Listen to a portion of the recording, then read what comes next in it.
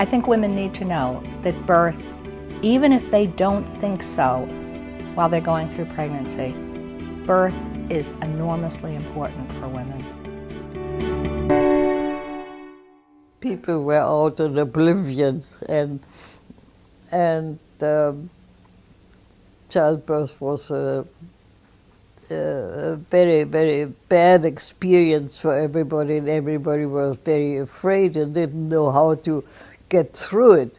So to be offered wonderful anesthetics was a great way out. I started off by teaching the Grantley-Dick-Reed method of childbirth until I met a young woman called Marjorie Carmel, who told me that one could control this to some extent, and I learned from her.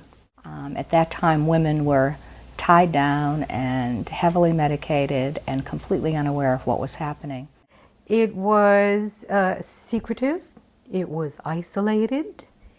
I felt that it was more of an assault on a woman's body and her mind at that time. I said, I have to become a teacher. I have got to help other women explore so that they can have a positive birth experience. The education program was phenomenal. I met a group of dynamic young women. I was 27 years old at the time, and back in those days there was just such great passion and fervor for the fact that we were changing the world of birth for women. And at that time, husbands weren't allowed in the delivery room. We tried, with the guidance of Elizabeth Bing, we tried talking to directors of nursing, talking to obstetricians in their offices, trying to put forth our cause, that this actually could work and it was safe. They called me the crazy lady from New York, you see. They thought they were entirely crazy.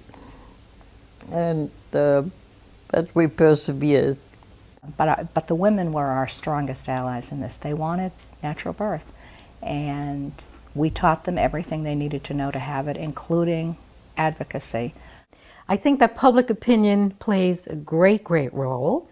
And when the movement began to enlarge and women and their partners were coming into the hospital and saying no to certain things, the hospitals and it started with a lot of the physicians who supported the process, they began to listen. Back in those days, husbands actually handcuffed themselves to their wives so that they had to go up the elevator together. We told couples in class what to expect from their own doctor. For instance, when you are ready to push, your doctor will say there's a problem with the baby. You can't come into the delivery room. And we would role play, what do you do next? And the men were prepared to say, if there's a problem with the baby, I must be in the delivery room. And so gradually practice changed. The reason people were coming for classes, it started to become a popular thing. It was a thing to do. But there was a huge segment that wanted to know the truth about pregnancy, about labor, about deliveries, and what they could do to be a part of it very consciously. I think part of changing the landscape was changing women's beliefs about birth.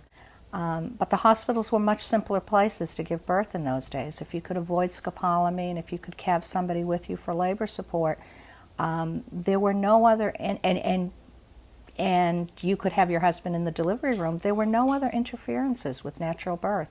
And then times changed and it became more difficult. The restrictions became, there were many more restrictions, and it has become increasingly difficult for women to have those simple births that they actually could have in the 60s and 70s.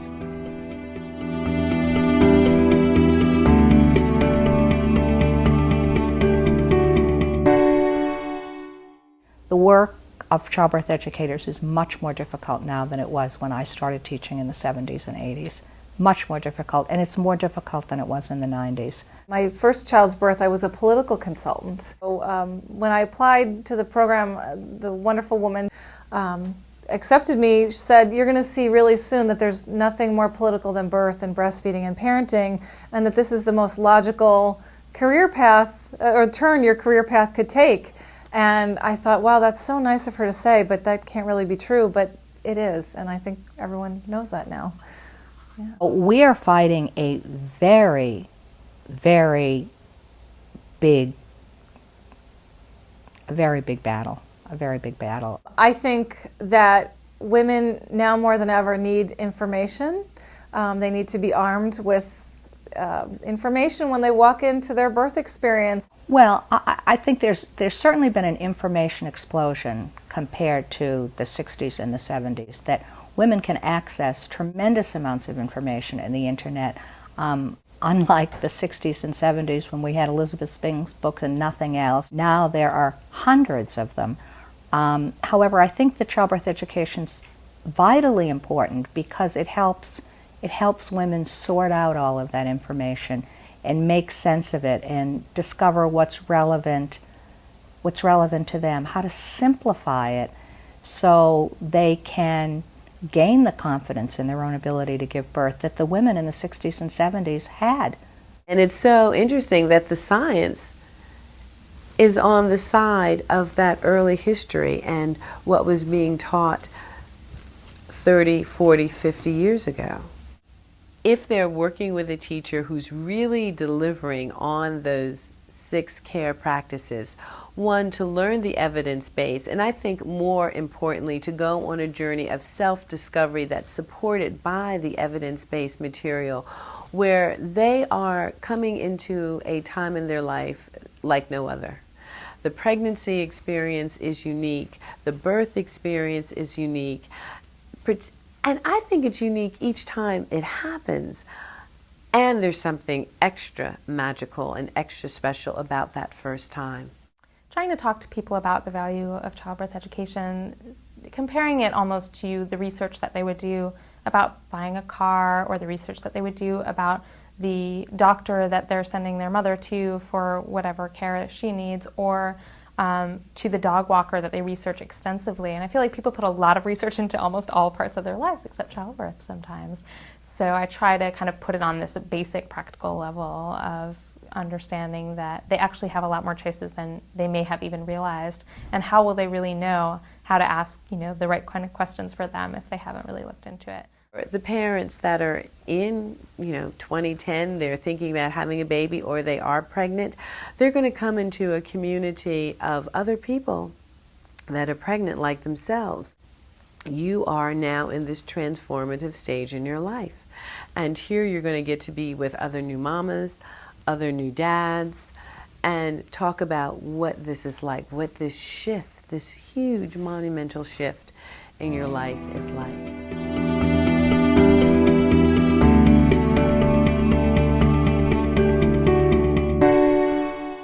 As organizations do, we've grown and changed a lot in 50 years. Birth is different, not the process obviously, and women's bodies, they're not different, but the challenges that women face are different. Birth has become so complex and so medical, and interventions have created more interventions and more complications. The maternal death rate in this country is on the rise. And that's a scary fact a lot of people don't know.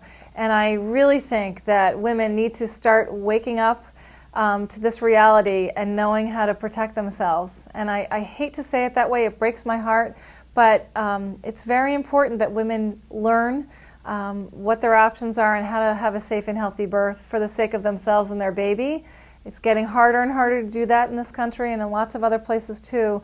And I think that should be a very compelling reason for them to go to class. But we need to meet women where they are, wherever they are, and as early as possible. If I could wave a magic wand, it would be great if there would be certain months during the year where there could be a real media blitz and we could do things like we're doing here today, having interviews with childbirth educators, getting clips of the interview out on YouTube, my goodness, out on Facebook. This generation is really into the social network and utilizing that social network. You can start to tweet about childbirth and childbirth experiences. So utilizing the social networks, I think, could be very helpful. So now more than ever, unfortunately, the fight is getting harder for most women and the options are getting fewer. So we have a lot of work ahead of us, for sure. I think that the way you keep the spark is you get support from other childbirth educators, you get support from other healthcare providers, and there are nurses and doctors, and there are loads of midwives who believe what we believe and are fighting the good fight too. And know how very important this work is that you're doing. That's all we have, is just to keep going forward and to try to keep making change, one birth, one woman at a time. That's all we can do.